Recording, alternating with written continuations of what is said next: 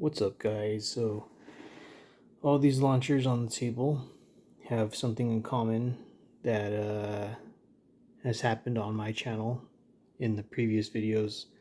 There's playlists on all these launchers. You can find it. And that is, I have either broken them or pieces have snapped or broke or gotten damaged or something with these launchers. There's nothing wrong with them. It's more of like just my methods of testing or over pressurize or routine shooting them over and over and over and over have caused some issues. There's a couple that are not on this table that I haven't necessarily broken, but they've had a couple hang-ups. So I'll just start with the first one that's broke or whatever. This is my Byrna SD. This is about almost 4 years old now. It broke last year. Right now it's November 2025. And this broke in, I think, October of 2024. So this has been broken for about a year. I don't really have any sort of want or need to fix this. This can only be fixed from Byrna. There's a small piece in my valve back here. The hammer cocks back and strikes it. That snapped on me. They don't sell parts. You can't like rig something up from a different launcher or a different paintball gun to fit that to make it work. I have the bag of parts right here. I was able to put it back together. But once I figured out that, see that little metal cylinder right there? Once I figured out that that snapped, I knew I couldn't fix it.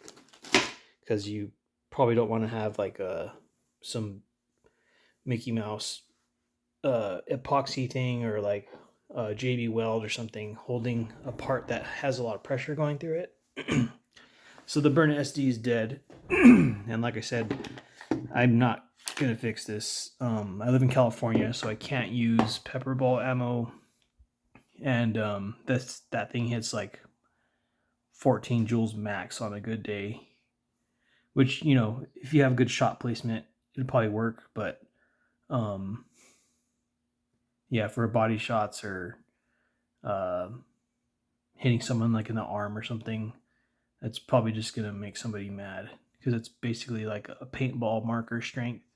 And, you know, granted, you're not shooting a paintball out of it. You're shooting like a solid nylon ball or a rubber ball or a heavyweight, you know, aluminum or something like that. But it'll hurt, but it's not going to make someone stop unless they get hit by like 20 shots. Then maybe. But, you know, at that point, you're not going to have enough space between you and some aggressor because you'd be surprised how fast something can come at you, especially if it's like 10 feet or under. Anyways, so that's broken. I think next I broke my TCR. So it was a really easy fix. I had this shooting it in the backyard, and I had this cranked up to like 50 joules or something. I don't do it that often anymore, but it can hit that hard. I was using a CO2 tank, and there's a valve back here. And I'm pretty sure if you've seen any of my content, you've seen that video, but there's a valve back here, and there's like 4 or 5 O-rings inside of it. And the main one that holds the pressure in the valve popped off and like blew out the front. It's really similar to what would happen. Hasn't happened to me yet, but what would happen on like a Umarex TR50 or TR68 or HDB or a HDP50. Valve rings kind of pop out every once in a while, or like on my M17 that I got from Sean from Less Lethal for Dummies. It hasn't happened to me yet. I think it's happened one time on the M17, but that was an really easy fix. Anyways, this popped off, and the valve O-ring inside here, and I was able to fix it. It was a really easy fix. Cost like a 50-cent O-ring or 25 cents or something. But this has failed on me before. mostly due to my own over pressurizing it. Other than that, though, no other huge failures or anything like that. Nothing's broken on it or anything like that, like an actual metal piece or a plastic housing or something. Nothing like that has happened to my TCR. This guy right here, I think it was the third thing that's broken on me. I'm not trying to make a habit out of breaking stuff, but certain things happen to me. I'm easy. It's easy for me to break stuff sometimes. But there are some launchers I have that I've shot just as many rounds out of this or that. And another launcher I have that's not on this table hasn't had any issues. And I do general maintenance on these every like 3 to 4 months. I'm opening them up, relubing everything, regreasing everything, making sure everything's tight back all the way when I put them all back together, and then use them again in videos. I usually will make a comment in a video like, "Oh, hey, I just maintenance this" or something like that. And I'm not trying to like say other launchers that I haven't broken or messed up are better than others. It's just my own experience with these. I could have 10 of these or 10 of those or 10 of those, and maybe one of them will break out of the 10. Like I have no idea. It's just I only buy usually one. Sometimes I buy 2 or 3 of multiple launchers, but this one I modified it, drilled out some stuff back here on the inside. I have plenty of playlists on everything on my table right here with all the mods and stuff I've done to them. Some of them aren't that much, but some of them are kind of more in depth. I'm kind of more of an intermediate beginner kind of YouTube channel for less lethal stuff. I don't have crazy like in-depth knowledge of a lot of things. I've learned a lot of stuff, but I don't have like random spare parts hanging out. Besides just me rigging stuff up to make it work. So this was working fine, stock. Got to about 18 or 19 joules on the first couple shots, and then it slowly decreases. With the 7-round mag, it goes down to like 12 joules on the first magazine. And then if you reload it and repressurize, sometimes it hits up to 15 on the second mag and goes down. But anyways, after I drilled it out to 1 millimeter, this restrictor thing back here, it's hitting 22 to 28 joules if it's hot, and what weather or what weight of ammo I'm using. It'll kind of vary a little bit. But usually 24 joules, I could say. First hit, second shot, maybe 21 or 20, and then it just starts going down. So usually when this magazine is empty on our normal 12 gram CO2, it'll end around like 13 joules. But I broke 2 pins in here, and I had to take this thing apart, measure stuff, figure out what was wrong with it, because nobody makes content on this really. It's a cheap launcher. I understand not everyone does the kind of testing I do where they constantly use the same stuff over and over just to find like structural weaknesses or if it'll be dependable. And I know that some people, they'll buy these and just use them once a year or twice a year just to make sure it works, and they'll just throw it in a table or a drawer or by your bed or something. There's no need to keep shooting them over and over and over. I come from playing paintball, so I'm used to shooting stuff repetitively, because in a game of paintball, you can easily go through 500 rounds in a span of like 2 hours. So I liken these to paintball guns because they are kind of based on paintball stuff, valves, air pressure, O-rings, stuff like that. But I know that these aren't designed to continuously be being shot all the time. Some of them are really strong, surprisingly, and they will withstand that abuse, but I know that some of these aren't supposed to be shot repetitively like as much as I do and other channels. It's not just me. But this thing works fine now. So I replaced 2 pins in here. Like I said before, I have a bunch of playlists on these launchers and other ones that aren't on the table. These are the ones that I've broken that I've fixed, and the ones I can't fix, but I don't want to pay $80 or whatever to fix this. So these pins were like $5 or something for 100 of them. I only needed 2. I contacted Saber. They didn't want to help me out with a fix or repair or anything, so I just figured out how to do it myself, which is fairly simple. You just have to kind of know the mechanics and have like a general idea of what's going on with springs and air chambers and what happens with the bolt and sear springs and sears and stuff like that. So this was a little bit more in depth how to fix it, but it was generally pretty easy to fix. I think the next thing that broke was the Gen 2 HDP50. So I've had the Gen 1s of this and they all had the same kind of issue. This one held up the longest out of the Gen 1s. I had 2 Gen 1s and 1 Gen 2. I gave 1 Gen 1 to a coworker. So I have 1 Gen 1 and I have this Gen 2 still, in my possession. And the common thing I've had problem with this is the detent breaks after a while. And that's what holds the ball in the barrel without coming out. And none of these have CO2 gas or rounds in them and stuff. So I just want to show you that this is not pressurized. Nothing's going to happen with this. But in there, you can see maybe like a red thing around that valve. And that is the detent. It's kind of hard to see. It's down there. But anyways, that's a common failure point for me and my Gen 2s or my Gen 1 HDP50s. I've seen comments from RG Airgun Ninja. He said that he oils his detents constantly or greases them up and they've been fine. But I mean, I think I shot this thing like 800 times, 850 times, and then the detent broke on my Gen 1s. I don't even think they manufacture those anymore, but if you have a Gen 1 and you hardly use it, you should be okay. But after about 80 to 100 shots with my Gen 1s, the detent snapped. And I was able to learn from Sean from Less Lethal for Dummies how to make a new detent using PEX pipe. And I got like a 10-foot section of this kind of like PVC pipe. And you only need like a 4-inch piece and even less than that. But you just need about 4 inches to work with because you're using drills and stuff to shape it correctly. But essentially I can make a crap ton of detents, like probably, I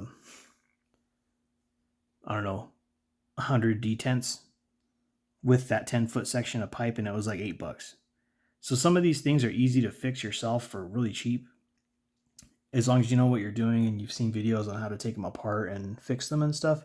And other things you have to send in to a company to get it fixed. So that's just my own experience with these. This broke very recently, like maybe 2 weeks ago, 3 weeks ago, possibly. I think it was like 2 weeks ago. So I shot the crap out of this. This is the Beeman BP50. It's a very affordable 50 caliber launcher. It's about the same size as the Byrna SD. It does more power than the Byrna SD, but my regulator in here broke. So there's a little, like the way this is shaped, this valve, there's a CO2 tube in here, and then there's a big metal block in here, and that metal block has 3 ball bearings on it that are just kind of like pressed in there. Mine popped out right here, the ball bearing inside the valve. It's underneath this plastic shell, but that ball bearing fell out, and it wasn't holding air because it was just allowing all the gas to escape.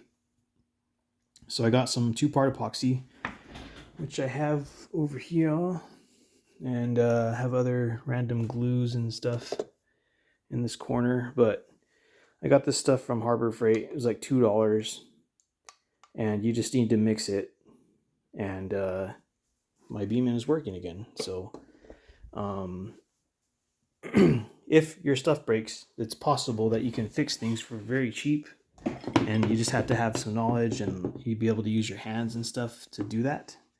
But anyways, put epoxy, a tiny bit in the inside the regulator, just a small amount, pushed the ball bearing in there, tapped it in, re-epoxied the outside, and then I put epoxy on the ball bearing that's right here, and I put epoxy on a ball bearing that's down here, just to try to keep any future ball bearings from popping out. I do understand I could have threaded it and put a set screw and then, you know, Loctited those set screws and stuff, but I think it'd be hard to remove these ball bearings without just getting a drill and drilling them in. And then you got a bunch of metal shavings in your regulator and stuff. And I just did the easiest, laziest way to fix this, which is use a 2-part epoxy. And it worked for me. It might not work for everybody. But after I epoxied it, I let it, you know, rest and cure for like 2 days, almost 3 days. And then it's been working fine. I've done about 4 CO2s through this. I haven't hooked it up to an air tank yet. I will try that later, but I pressurized it, let it sit for about 5 or 6 minutes, and then shot it, and it was hitting fine, no leaking, no loss of air pressure or anything. So that's the 1, 2, 3, 4, 5 launchers I've broken or messed up or whatever. And this guy right here, he broke very recently on me. I think it was just yesterday at the time of filming this video. So I had this cranked up all the way, had it on an 850 PSI output HPA tank. And I've done that before. I've had like 900 PSI output tanks attached to this, or like 1000 HPA tanks or 1100 HPA tanks. And, you know, it wasn't pressurized for super long. Like I don't typically do that. Leave stuff pressurized for like longer than 15 minutes or 10 minutes, because once they're under pressure at a high pressure, you don't know what can happen or break or whatever. These are very easy to fix. There's parts available for these. It's a paintball marker, so you can go on almost any paintball website and get O-rings, metal pieces that are inside here, valve bodies, valve caps. You can get a plastic shell for this. I haven't figured out if I want to use this still or just use it as a parts piece. Still debating. I could probably fix this really easily. I still haven't found my cap that's outside. So what happened is I was shooting this and this back part popped off pretty dramatically. In the video, probably just before this one, in my list of content or whatever, you can hear it like bah, like it pops. And luckily, I wasn't aiming down the sights looking at this. I was kind of hip firing from my side because I had already shot it like 15 times, so I kind of knew where, you know, the general direction of where I was shooting. So I pretty much shot a couple shots, had the chronograph, checked it, and then I was like putting the launcher back to my side, and then the thing popped off. And it wasn't like, it didn't hit my arm, it didn't hit my face. Like, I was super lucky that didn't happen. But yeah, this is popped, and I can fix this. Like I said, I think a shell's maybe $30 to get both pieces. I can just epoxy this because I have the pieces that snapped off, and I do have a spare valve for this. So I can either swap the valve, or I could buy an end cap, unless I find the one outside. And I would need a couple O-rings and a retaining ring, like a snap-on clip kind of thing. Clip ring. Use like some pincher kind of plier things to open and close it. E-clip or C-clip, they're usually called. A retaining ring.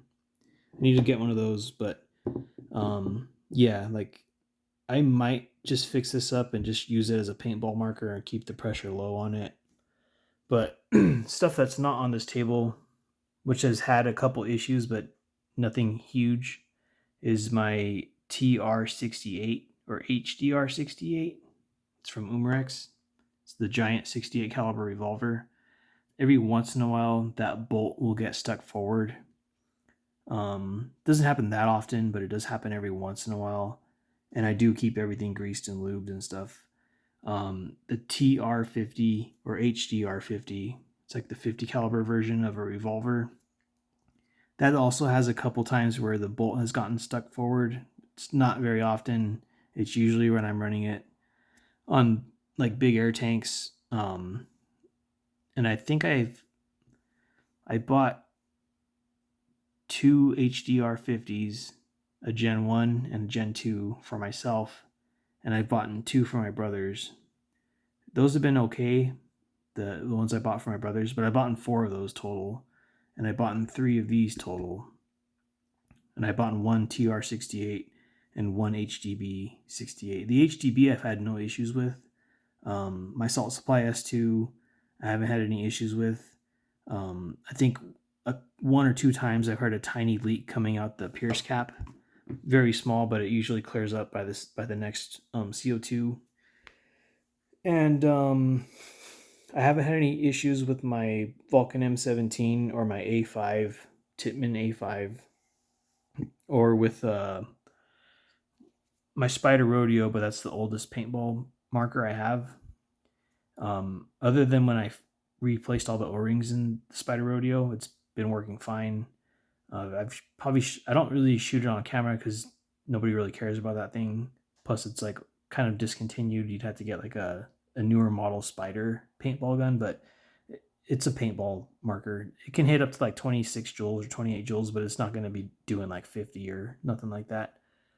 But anyways, that's it for stuff I've broken and stuff I fixed and things I can't fix, and how much it kind of relatively costs to fix some of this stuff. So I have like 98 more metal pins for this that I may or may not use. I have like 10 feet or about 9 feet of detent material that I may or may not use if this one breaks. And then the ball bearing for this was a 3mm ball bearing, but I found it. It did go flying off over there somewhere, but I found it and stuck it back in there. So 3mm ball bearings, you can get like 100 of them for like $5 or something, probably from Amazon. This is a little bit more in depth. So if I epoxy this, it's the cheapest route to do it. And like the plastic, if I epoxy up the plastic, it's the cheapest way to fix this. And then I would have to get a back cap. That's about $20, and some O-rings and stuff, and a retaining ring, and a spring, maybe $25-$30 total.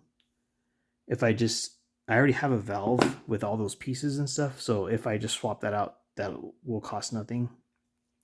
And I would just use that epoxy that I just showed you guys a couple minutes ago to fix this part. But anyways, that's what I've broken. That's what I fixed. And if you guys have any questions or whatever, just send them in the comments or shoot me an email. I have my email in my channel description thing. But anyways, you guys have a good one, and I'll see you next time.